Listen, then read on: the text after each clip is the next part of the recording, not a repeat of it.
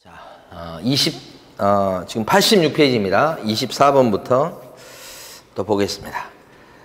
광고 및 사무소 명칭에 관련된 내용으로 오르는 것은 했고요. 1번. 개업공인회사는 중개대상물에 대한 표시 광고에는 성명을 표기하는 거 맞죠? 근데 만약에 광고지에다가, 광고 매체물에다가 성명을 표기하지 않으면 100만 원 이하의 과태료입니다. 500과가 아니고요. 반대로 2번 보면 개업공인회사가 중개대상물에 대한 표시 광고할 때 거짓 광고나 허위 매물 광고하면 안 되고, 요거 위반하면 500만 원 이하의 과태료입니다. 이거 구별해 두시고. 3번 법인인 개업공인회사가 분사무소에 5개 광고물을 설치할 때 5개 광고물인데 분사무소죠. 그러면 누구의 이름을 갖다가 광고물인 5개 광고물에 적어야 될까요? 책임자죠. 분사무소라면 책임자의 성명을 표기하는 겁니다. 4번 개업공인회사는 중개대상물에 대한 표시 광고할 때 중개사무소의 소재지나 연락처나 명칭, 성명을 표기해야 되지만 등록번호는 표기하지 않는다고 그래요. 등록번호도 표기해야 됩니다. 그 성명, 이소연 등 할 때 등이 뭐예요? 등록번호죠. 5번 등록관청이 위법하게 설치된 사무소 간판에 철거를 명했음에도 이를 철거하지 않았을 때는 등록관청이 철거 명령 내리죠. 근데 철거 안 했죠. 그러면 행정대집행법에 따라서 대집행해야 되는 거죠. 민사집행법에 따른 게 아니고 행정대집행법. 한번 나왔었죠, 그게. 뒤에 가시면 이번에 88페이지에 26번 보시겠습니다. 26번 보면 중개사 법령상 중개대상물에 대한 허위 광고 등을 방지하기 위한 기본 모니터링 제도에 관한 내용이다. 가로 안에 올바르게 연결된 것은 그랬습니다. 이게 보면 모니터링이 이제 두 가지가 있습니다. 기본 모니터링이 있고 수시 모니터링이 있고 이렇게 두 가지가 있는데, 기본 모니터링은 분기별로 하는 것이죠. 수시 모니터링은 필요한 때 수시로 하는 거고요. 그 다음에 기본 모니터링은 계획서를 12월 31일까지 제출하는 거고요. 수시 모니터링 계획서를 수시로 내는 겁니다. 요 두 번째 건 계획서 얘기입니다. 계획서. 세 번째는 이제 보고서 내는 거죠. 보고서. 보고서는 이때는 분기 마지막 날부터 30일 내 보고서 내는 거고요. 수시 모니터링은 모니터링 업무가 종료한 때부터 15일 이내 보고서를 냅니다. 이건 보고서 얘기입니다. 보고서. 30일이고 15일이고 잘 구별하셔야 돼요. 시험에서는 여기 분기별로 제출하는, 매년 그러면 안 돼요. 매년이 아니고 분기별로 요거 하고 요 30일, 15일 잘 구별해 두셔야 돼요. 그러니까 기본 모니터링 업무는 모니터링 기본 계획서에 따라서 분기별로 세 달에 한 번씩 분기별로 실시하는 모니터링을 말한다. 맞죠? 자, 두 번째 기본 모니터링 업무 수탁기관은 모니터링의 대상이나 모니터링 운영 체계 등을 포함한 다음 연도의 모니터링 기본 계획서를 매년 언제까지 계획서 내야 돼요? 12월 31일까지 제출해야 되겠다. 누구한테 제출해야 돼요? 요 계획서나 보고서는 전부 다 누구한테 제출해요? 계획서, 보고서는 다 국장에게 제출입니다. 모니터링을 원래 누가 하는 거니까요? 국장. 자, 세 번째, 기본 모니터링 기관은 모니터링 업무를 수행하는 경우에 해당 업무에 따른 결과 보고서를 매 분기 마지막 날부터 며칠 내 누구한테 제출해라? 30일 내 누구한테 제출이죠? 국장에게 제출. 이렇게 된 거죠. 그래서 요게 이제 26번에서 올바르게 연결된 것은 그랬는데 정답이 1번이 되겠습니다. 그 다음에 자, 28번 가실게요. 89페이지. 요거 이제 사무소 이전에 대한 겁니다. 중개사무소를 등록관청 관할구역 밖의적으로 이전했을 때 이에 관한 설명이다. 틀린 것은 1번. 개업공인회사는 중개사무소를 이전한 후 10일 내에 이전 신고를 해야 되겠다. 그렇습니다. 이전하고 10일 내에 이전 신고하는 거죠. 2번. 중개사무소 이전 신고는 이전 후에 등록관청에 해야 되겠다. 이전 신고 어디 가서 합니까? 이전 후 등록관청에 가서 하는 거죠. 이것도 맞고. 3번. 중개사무소 이전 신고 시에 등록관청에 제출하는 서류는 이전 신고서에다가 사무소 확보 증명서류, 그 다음에 등록증이다. 그죠? 그러니까 사무소 이전했다는 신고를 보면 여기에 있던 A군에 있는 사무실을 B군으로 이전한다 그러면 이전 절차가 이전, 그다음에 B군 군수한테 이전 신고, 그럼 B군 군수는 등록증 재발급, 등록관청이 바뀌니까 이렇게 송부 요청, 그 다음에 뭐요? 송부, 이렇게 되죠? 이게 송부 요청입니다. 여기가 송부 요청, 송부 이렇게 된 거지. 이때 이제 이전 신고할 때는 신사증을 갖고 가서 신고하는데 여기 지금 나온 것처럼 신고서, 사무소 확보 서류, 증, 등록증 이렇게 되는 거죠. 그래서 거기가 맞아요. 예. 그래서 이렇게 이전 신고서, 사무소 확보 서류, 등록증 이렇게 된다고요. 이렇게 이전 신고할 때는.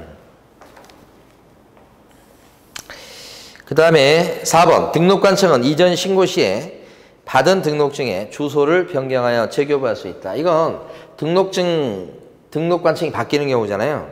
이때 등록증 요것은 기재사항 변경이라고 그래가지고 그걸 그냥 그 주소만 고치는 것은 요건 인정이 안 되고요. 예, 새로 등록증을 인쇄해서 주는 등록증 재교부만 인정이 됩니다. 요것만 인정이 되는 거니까 요거 인정이 안 됩니다. 그러니까 3번이 틀린 거죠.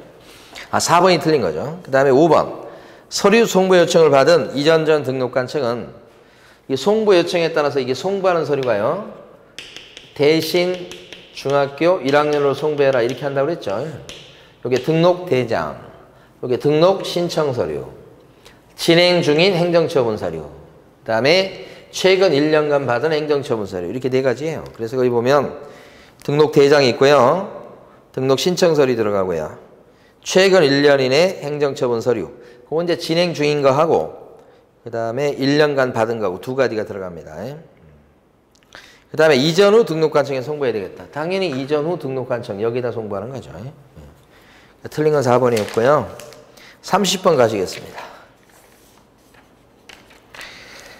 중개사 법령상 90페이지에 30번입니다. 관할구역 외의 지역으로 중개사무소를 이전한 경우에 관한 설명으로 틀린 것은 그랬습니다. 1번 이전 신고 시에는 이전 신고서에다가 사무소 확보 증명서류와 등록증을 첨부한다. 여기서 이제 요 신사증 할 때 증은 뭐예요?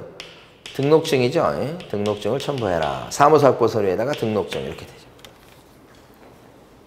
2번 이전 신고를 받은 등록관청은 등록증을 재교부해야 되겠다. 그렇죠? 등록증 재교부가 이거죠. 그 다음에 3번 등록관청은 사무소 이전 신고 받은 때는 그 사실을 다음 달 10일까지 협회에다가 통보해야 되겠다. 이전 신고를 받은 등록관청이 다음 달 10일까지 협회 통보하도록 되어 있습니다. 협회 통보는 언제까지죠? 다음 달 10일까지죠. 이것도 맞고 4번 법인인 개업공인회사가 분사무소로 이전했을 때는 이전 후에 분사무소를 관할하는 등록관청에 이전 사실을 신고해야 되겠다. 분사무소 이전 신고 어디 가서 합니까?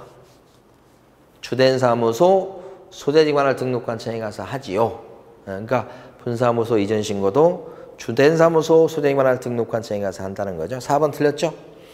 업무정지 중이 아닌 다른 개공의 사무소를 공동 사용하는 방법으로 사무소로 이전할 수 있다. 업무정지 중이 아니기 때문에 그쪽으로 이전 신고해서 같이 공동 사용할 수 있죠. 업무정지 기간 중이 아니기 때문에 그렇게 가능한 거죠. 그래서 맞습니다. 자, 이번에는 분사무소에 관련된 내용을 좀 보도록 하죠. 먼저 대표 문제에서요. 91페이지 대표 문제입니다. 틀린 것은 1번 다른 법의 규정에 따라서 중개업을 할 수 있는 법인. 이게 특수법인이죠. 이러한 특수법인의 분사무소에는 공인중개사를 갖다 책임자로 두어야 되겠다. 특수법인도 분사무소 낼 수 있는 건 맞죠. 근데 책임자를 두는 것까지도 맞죠. 근데 책임자가 증이 없어도 돼요. 그래서 1번이 X죠. 우리 지역농협 같은 특수법인은 1년 가야 계약서 한 장 쓸까 말까예요. 그러니까 책임자가 증까지 있을 필요는 없다. 이렇게 보는 거예요. 자, 2번 분사무소 설치 신고서는 주된 사무소 소재지 등록관청에 제출해야 되고 분사무소 설치 신고 어디 가세요? 주된 사무소 소재지 관할 등록관청에 가서 하는 겁니다. 자, 지방자치단체 조례가 정하는 지방자치단체 조례에 따른 수수료를 납부해야 되겠다. 맞아요. 주된 사무소 소재지 관할 등록관청이 정하는 수수료를 납부해야 분사무 설치 신고 확인서를 받을 수 있어요. 3번 분사무소는 1억 원 이상 보증이 추가로 설정돼야 되겠다. 그렇습니까? 분사무소는 1억 원 이상 보증이 추가로 설정해야 되겠다. 분사무소 하나당 1억 이상 추가죠. 이것도 맞고. 4번 분사무소의 휴업 신고 또 폐업 신고는 주된 사무소 소재지 관할 등록관청에 가서 해야 되겠다. 그렇죠? 맞습니다. 요게 가만히 보면 자, 분사무소 설치 신고 어디 가서 합니까? 분사무소 설치 신고 주된 사무소 소재지 관할 등록관청에 가서 하죠. 자, 분사무소 이전 신고 어디 가서 합니까? 이전 신고. 이것도 주된 사무소 소재지 관할 등록관청에 가서 하죠. 분사무소에서 사용할 인장 등록 어디 가서 합니까? 마찬가지죠. 주된 사무소 소재지 관할 등록관청에 가서 하고요. 그렇죠? 분사무소에 대한 휴폐업 신고 어디 가서 합니까? 휴폐업 신고는 어디 쫓아가서 하시는 거예요? 휴폐업 신고가 주된 사무소 소재지 관할 등록관청에 가서 휴폐업 신고 이렇게. 내가 다 주된 사무소 하네. 주된 사무소 이렇게. 열 것도 없죠. 자, 그 다음에 5번 분사무소에서 직접 사용할 인장은 주된 사무소 소재지 관할 등록관청에 등록해야 되겠다. 맞죠? 인장 등록도 주된 사무소 따라가요. 자, 그 다음에 뒤로 가셔서 이번에 93페이지 33번 보시겠습니다. 법인인 개업 공인중개사의 분사무소 설치에 대한 내용이다. 옳은 것은 분사무소 기억방. 분사무소 책임자는 반드시 공인중개사여야 되고, 요게 이제 특수법인 빼고서 얘기하는 거니까 맞습니다. 실무교육을 수료해야 되고, 실무교육 받아야 되겠죠. 그 다음에 결격자가 아니어야 되겠다. 이런 거고요. 니은번 분사무소마다 1억 원 이상의 보증을 추가로 설정해야 되는 거. 아까도 한번 나왔었네요. 3번 디귿번 특별시, 광역시, 도별로 한 개를 초과할 수 없다. 시도가 아니고 뭐예요? 시군구입니다. 시군구별로 한 개를 넘을 수 없다. 이렇게 되시고. 리을번 주된 사무소 소재지 등록관청 관할구역 안에도 한 개 안에서만 분사무소 설치할 수 있다. 아니, 주된 사무소 소재지는 무조건 분사무소 설치가 금지예요. 안 됩니다. 다른 지역으로 빠져나가야 돼요. 리을번도 틀렸네. 자, 미음번 다른 법에 따라 중개업을 할 수 있는 법인, 이 특수법인에 대해서는 법인인 개업공인중개사의 분사무소 책임자 요건이 적용되지 않는다. 그러니까 책임자가 공인중개사여야 돼요. 그건 적용이 없어. 그러니까 책임자가 있긴 있어야 돼요. 증이 없어도 된다는 뜻이니까 오해 없으시기 바라고. 맞는 것은 기억, 니은, 미음에서 2번이 정답이 되겠고, 94페이지 가시면 이번에 35번 문제예요. 공동사용에 관한 설명으로 옳은 것은 그렇습니다. 1번 중개사무소를 공동으로 사용하고자 하는 대표자인 개공은 중개사무실을 등록관청에 공동사무소 설치 신고해야 되겠다. 이 공동사무소는 같이 사무실을 쓴다는 거예요. 공동사무소. 그러니까 이게 어떤 설치 신고 절차가 없어요. 같이 사무실을 쓰고 있다 이거지. 여러 개공이. 자, 2번 중개사무소를 공동으로 사용하는 개공은 그 상태에서 다른 중개사무소를 별도로 설치할 수도 있다 그랬는데, 공동 사용하는 그 사무실은 같이 쓰고 있어도 하나의 사무실입니다. 딴 데 또 사무실을 두게 되면 이중사무소에 걸려요. 3번 업무정지 기간 중에 있는 개공이 영업정지를 받기 전부터 중개사무소를 공동으로 사용 중인 다른 개공은 그 기간 동안 계속 공동 사용할 수 있다. 그러니까 공동 사용하고 있었어요. 근데 영업정지 받기 전부터 같이 쓰고 있다가 영업정지 한 명이 받은 거예요. 그러면 어떻게 돼요? 공동 사용이 계속 이루어질 수 있죠. 이런 경우는 예외가 되죠. 4번 중개사무소를 공동으로 사용하는 경우에 그 사무소에 대한 휴업 신고를 대표자가 일괄해서 할 수 있다. 안 됩니다. 공동 사용하는 사무실에 대한 휴업 신고도 각각 개별적으로 하셔야 돼요. 5번 중개사무소를 공동으로 사용하는 경우에 중개사무소를 딴 곳으로 이전한 경우에 대표자가 일괄해서 이전 신고할 수 있다. 이게 공동 사용하는 사무실을 이전할 때도 개별적으로 이전할 수밖에 없어요. 대표자 뽑아서 일괄 이전하는 방법은 없습니다. 그래서 X. 자, 맞는 방법은 맞는 지문은 3번이네요. 자, 이번엔 96페이지. 인장 내용은 어렵지 않아서 문제 한 서너 문제 정도 풀고 넘어가도록 하겠습니다. 대표 문제는 풀어보죠. 96페이지입니다. 틀린 것은 1번. 보조원은 인장을 등록하지 않는다. 개공하고 소공까지가 인장을 등록하게 돼 있죠. 자, 2번. 소속 공인회사가 등록할 인장은 원칙적으로 가로 세로 각각 7mm 이상이죠. 7mm 이상 30mm 이내의 인장을 등록하도록 되어 있습니다. 크기가 40mm 아니고 30mm 이렇게 되니까 2번이 틀렸죠. 3번. 소공의 인장 등록 신고는 해당 소속 공인회사의 고용신고와 같이 이루어질 수 있어요. 고용신고할 때 소공이 껴들어가서 사용할 인장을 함께 등록할 수 있죠. 그래서 맞습니다. 4번. 분사무소에 사용할 인장의 경우는 상업등기 규칙에 따라 대표자가 보증하는 인장을 등록할 수도 있다. 분사무소는 등록할 수 있는 인장이 몇 개예요? 2개죠. 분사무소에서 등록하고 써먹을 수 있는 인장은 하나는 법인의 인장이고요. 또 하나는 대표자가 뭐 한 거예요? 보증하는 인장이고요. 이렇게 2가지 인장을 등록할 수 있습니다. 그러니까 함께 하는 게 아니고 요거 아니면 또는 요걸 등록해도 되고 그리고 써먹어도 되는 거죠. 선택사항이죠. 그 다음에 5번. 개업공인회사가 등록한 인장을 변경한 경우는 변경일로부터 7일 내에 변경된 인장을 등록관청에 등록해야 되겠다. 원래 인장 등록은 처음 하는 사람은 업무 개시 전까지 등록하고 중간에 이제 사정이 생겨서 바꾸는 경우는 7일 이내 변경 등록하게 돼 있죠. 변경 등록을 7일 이내 한다는 거 되게 많이 나왔어요, 여러분. 그거 알아두시고. 자, 그 다음에 이제 오른쪽에 보면 38번 문제가 있어요. 틀린 것은 1번. 개업공인회사가 중개사무소를 공동 활용하는 경우에는 공동사무소의 대표자의 인장을 등록해야 되겠다. 이 공동 사용한다고 해서 사용하는 인장을 공동으로 등록할 수는 없어요. 틀렸고. 2번. 법인의 분사무소에서 사용하는 인장은 상업등기 규칙에 따라서 법인 대표자가 보증한 인장을 등록할 수도 있겠다. 그것도 가능하죠. 대표자가 뭐 한 거예요? 보증이란 말이 꼭 들어가야 됩니다. 그걸 등록할 수도 있다. 등록해야 된다 그러면 X예요. 요거 있기 때문에 등록할 수도 있다. 이렇게 하셔야 되고. 그 다음에 3번. 개업공인회사가 등록하지 않은 인장을 중개행에 썼다 그러면 개공은 업무정지. 소공이 등록 안 된 도장을 쓰면 자격정지. 그러니까 인장 얘기하면 다 정지입니다. 4번. 인장 등록은 개설 등록 신청과 같이 할 수도 있고.